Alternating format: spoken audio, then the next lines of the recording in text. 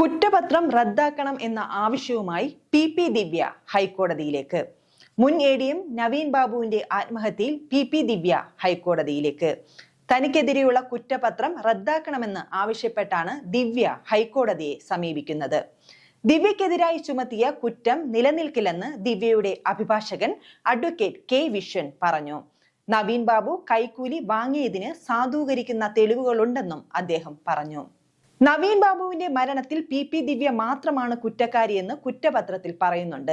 നവീൻ ബാബുവിന്റെ യാത്രയയപ്പ്, പി ദിവ്യ നടത്തിയ പ്രസംഗം ആത്മഹത്യയെ പ്രേരണയായെന്നാണ് കുറ്റപത്രത്തിൽ പറയുന്നത്.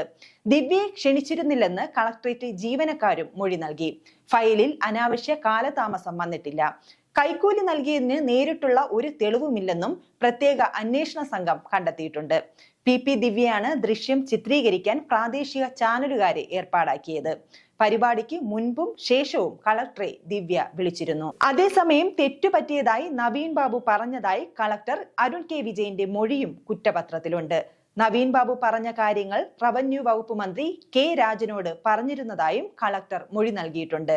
യാത്രയപ്പിനെ കുറിച്ചും ADM പറഞ്ഞ കാര്യങ്ങളെക്കുറിച്ചും മന്ത്രി കെ രാജനോട് പറഞ്ഞുവെന്നാണ് കളക്ടർ മൊഴി നൽകിയിരിക്കുന്നത്. പരാതി കിട്ടിയാൽ അന്വേഷണം നടത്താമെന്ന് മന്ത്രി പറഞ്ഞതായും കളക്ടർ മൊഴി നൽകിയിട്ടുണ്ട്.